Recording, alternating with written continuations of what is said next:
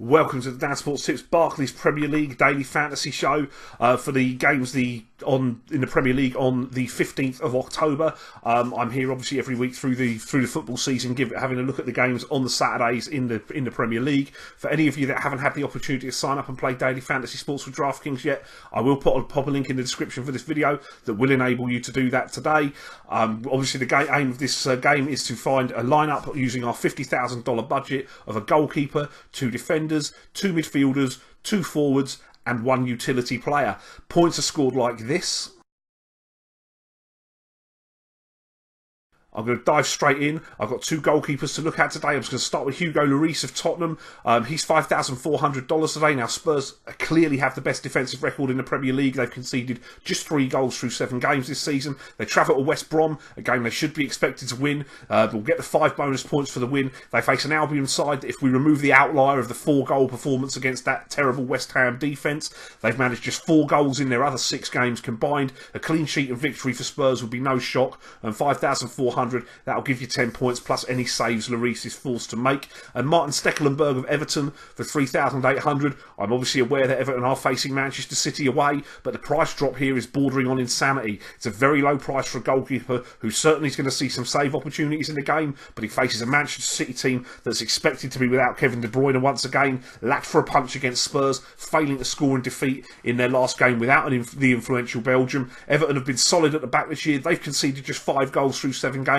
That is in a tie for second place behind Spurs, who kept a clean sheet against this Man City team. So we know they're organised and can defend under Ronald Koeman. I'd be a lot less keen if De Bruyne does play in the game, which is apparently a possibility from what's coming out of Guardiola's mouth in press conferences today, but I think Stekelenburg for 3,800 will score you some points and does enable you to pay the money elsewhere. This is not going to be a 4-0 win for Man City by any stretch of the imagination. Looking at defenders, Danny Rose of Tottenham for 5,700 plays on a defensive unit that does have the best defensive record in the league. It also encourages the fullbacks to push forward and support the attackers out wide. Rose is preferred for me over teammate Kyle Walker, as Rose seems to be more decisive when actually playing a cross into the box. Obviously we do get points for crosses in this game, rather than Walker, who does have a propensity to play a short square ball or a backwards pass on occasion and thus reduce points potential for us. Rose is slightly cheaper as well, and it's fine margins such as these used to separate 2 players and solid points expectations for the week on both of them, but I prefer Rose myself. Curtis Davies of Hull for 3,900. I will continue to use Davies, who in spite of Hull averaging 2 goals conceded per game, even though they had that strong start to the year, do provide opportunities for defensive points. Davies has compiled double-digit points in 2 of the 3 away games he's played when Hull are often under more pressure. That could well be the case again today against Bournemouth, that are likely to move the ball quickly and attack, because that's what they do regardless of the opposition. And Geoff Cameron of Stoke for 3,800. Cameron is a defender that gets forward for set pieces, can register efforts on goal and crosses. A home game against bottom club Sunderland is certainly one that Stoke would have circled for points, and they should have a go in this fixture. I can certainly see them dominating possession against a defensively minded David Moyes team that has managed only 2 points on the season through 7 games. Stoke's defensive frailties have been exposed, but past Defoe's, Sunderland really don't have a lot going forward. Stoke should finally be somewhere close to full strength with the midfield trio of Arnautovic, Bojan and Shaqiri available, and thus are in a position to dominate game and possession, relieving pressure on the defence and creating opportunities from set pieces, also giving positive upside going forward for Geoff Cameron as well. Looking at midfield and forward players, Alexis Sanchez of Arsenal for 10,100. Alexis has had a solid year now for Arsenal, certainly worth paying the money for him in a home game against Swansea. Sanchez dominates the creative play of Arsenal alongside Özil, weighs in with far more goals though, making him the clear play from this Arsenal team against a Swansea side that's struggling at the foot of the table and hasn't been solid at the back. With the expected domination of possession, there should be plenty of chances for Arsenal forward players to accumulate points. Alternatively, a cheaper option is Theo Walcott, who qualifies as a midfielder and a forward.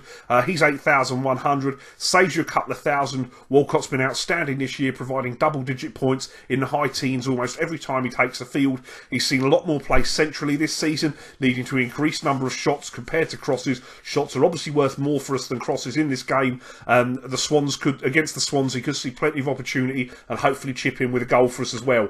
Andros Townsend, the Crystal Palace midfielder, for 8,500 has been about as certain for production as you could ask for this year in a Palace side in the wide role that he plays. He puts plenty of crosses into the box. He has some success now that Benteke's joined the club, and there's actually a target to aim for as well.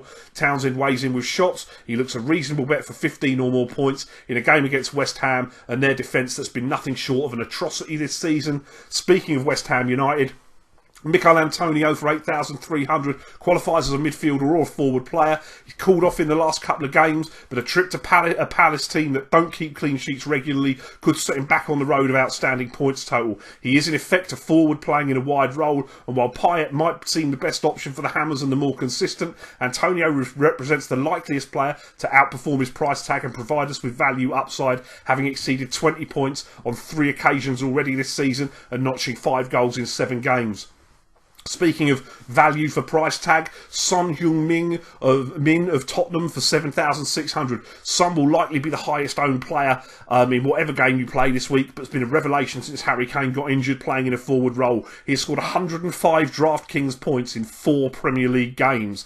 Production like that almost has to be included in lineups, despite high ownership levels, and an away game at West Brom, who look likely to be solid and cede possession to Spurs plenty in the game, seems like another opportunity for Son to have a solid performance. Xherdan Shaqiri of Stoke for 7,300. Stoke and Shaqiri will look to feast on bottom club Sunderland, and a player involved in taking the set pieces and the clear best player on this Stoke squad should be dominant in the midfield of this game, with plenty of opportunity to dictate play and create chances for his teammates, as well as having some opportunity for himself for a Stoke side that did struggle mightily in his absence through injury in the early stages of this season. And Robert Snodgrass of Hull for $7,000. He's been the best player in this Hull side from a forward play perspective at this point of the year. He's involved in set pieces, which provides a massive bonus for us in DraftKings play. He's scored almost 50% of Hull's Premier League goals this year, puts plenty of ball into the box for Abel Hernandez, who was second in the Championship goal scoring charts last year when Hull were promoted. 7,000 is a perfectly reasonable price tag for a player who could be expected to have some production in what's going to be an open affair against Bournemouth. That's what I think of this week's Premier League games. That's who I'll be using in my DraftKings lineup. Let me know in the comments who you'll be using in your lineups, what you think will happen in the Premier League this year.